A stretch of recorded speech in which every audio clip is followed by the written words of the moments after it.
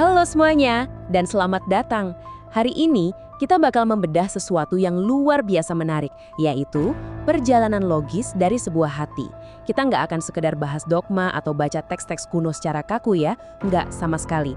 Justru, kita akan melihat ini sebagai sebuah perjalanan logika yang sangat terstruktur tentang mekanika hati manusia dan apa itu keikhlasan yang sebenarnya. Coba deh, bayangkan ini tuh ibarat buku panduan operasional buat jiwa kita. Sebuah sistem sebab akibat yang dirancang khusus untuk mencegah kerusakan dari dalam. Yuk, kita mulai perjalanannya. Kita langsung buka dengan satu pertanyaan tajam yang jujur aja lumayan menampar zona nyaman kita. Bunyinya begini. Apakah belum tiba saatnya bagi orang-orang yang beriman untuk khusyuk hatinya mengingat Allah? Wah, ini tuh bukan sekedar pertanyaan basa-basi. Secara logika, ini benar-benar menanyakan alasan penundaan kita. Kalau kita sudah tahu ada kebenaran absolut, terus kenapa hati kita masih aja berat buat tunduk? Pertanyaan inilah yang bakal jadi fondasi dari semua hal yang kita bedah hari ini. Nah, masuk ke bagian pertama. Fondasi utama, keikhlasan murni. Untuk bisa menjawab pertanyaan menohok tadi, kita butuh sistem dengan dasar yang benar-benar solid. Coba perhatikan pilihan kata yang dipakai di teks ini. Ada kalimat, saya sungguh diperintah. Ini penting banget. Artinya, keikhlasan itu bukan cuma opsi tambahan atau sekedar nilai moral yang bagus. Ini adalah aturan paling fundamental. Analoginya begini, kalau ketaatan itu sebuah mesin, maka ikhlas adalah bahan bakar utamanya. Bayangin aja kalau kita masukin bahan bakar yang udah dioplos atau kotor ke dalam mesin, ya jelas bakal mogok kan? Jadi, pengabdian itu wajib eksklusif dan murni 100% terarah hanya kepada Sang Pencipta. Poin krusial tadi makin dipertegas lagi di sini, diulang dengan penekanan pada kata hanya dan penuh keikhlasan. Logikanya itu simple tapi absolut banget. Pengabdian yang sejati itu baru benar-benar aktif, baru dihitung jalan kalau dia 100% murni. Nggak ada ceritanya kita punya motif ganda atau sekedar pura-pura. Di dalam sistem spiritual ini, keikhlasan itu ibarat satu-satunya mata uang yang sah dan bisa dipakai. Dan pastinya di setiap sistem hukum, aturan utama yang dilanggar pasti punya konsekuensi yang nggak bisa dihindari kan? Ada peringatan logis kalau kita membangkang dari desain awal penciptaan ini, ancamannya adalah kegagalan sistem secara total, alias kehancuran. Ini murni hukum sebab akibat yang sangat rasional. Kalau instruksi utama dari sistem diabaikan, kerusakannya pasti fatal. Ketakutan akan ancaman ini bukan teror buta, melainkan kesadaran logis kita akan hasil akhir dari sebuah kerusakan sistem. Lanjut ke bagian 2, ancaman hati yang membatu. Terus, apa sih yang sebenarnya terjadi kalau kita nekat jalanin mesin tanpa bahan bakar yang benar? Di satu sisi, kita punya kondisi yang ideal banget, hati yang khusyuk, yang responsif sama kebenaran. Tapi di sisi lain, kita dihadapkan sama teguran keras dari pola sejarah yang udah sering terjadi.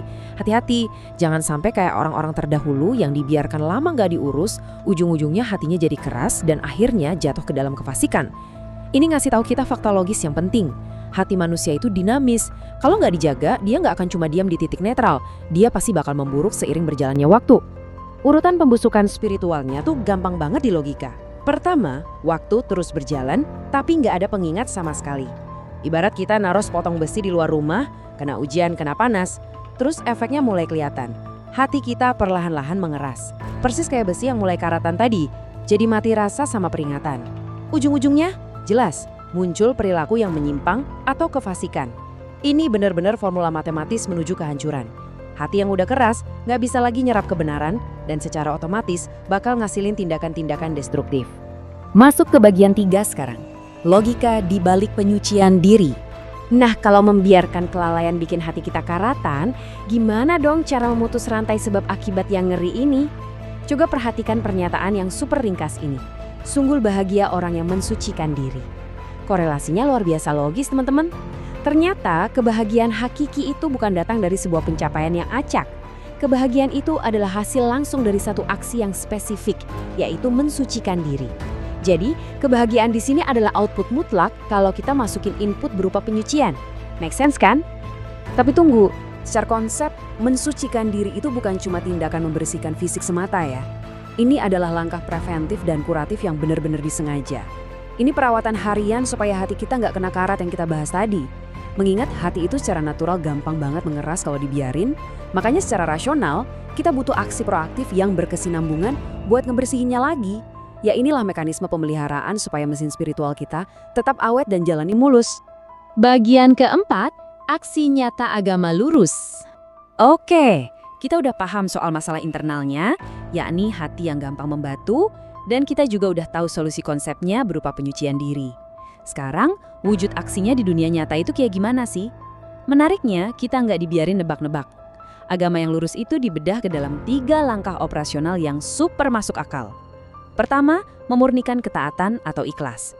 Ini fondasi batin kita. Niatnya harus 100% benar. Kedua, mendirikan sholat. Ini semacam tindakan pemiharaan rutin, pelumas jiwa yang nyetopin efek buruk berlalunya waktu, biar hati nggak keburu keras. Dan ketiga, membayar zakat.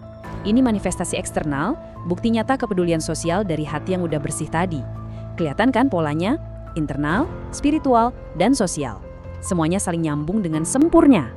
Begitu kita menggabungkan 3 elemen selaras tadi, keikhlasan murni di dalam batin, kedisiplinan spiritual yang terkoneksi langsung ke Sang Pencipta, ditambah aksi nyata yang dirasain dampaknya sama orang lain, teks ini menyimpulkannya dengan satu kalimat final yang indah. Itulah agama yang lurus. Ini bukan cuma deretan ritual acak yang terputus satu sama lain. Ini adalah struktur kehidupan yang sangat kokoh, seimbang, dan masuk akal banget.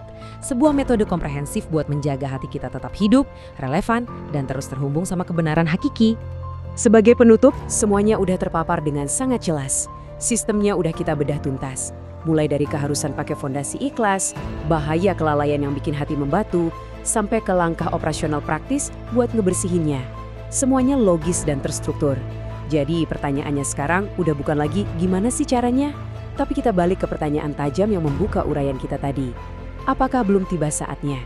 Sistem udah diberikan, jalan yang lurus udah ditunjukkan. Apakah hati kita benar-benar siap untuk mulai bertindak, menyucikan diri, dan melangkah mantap hari ini? Coba renungkan baik-baik. Terima kasih banyak udah ngikutin uraian kita kali ini, dan sampai jumpa di pembahasan menarik berikutnya.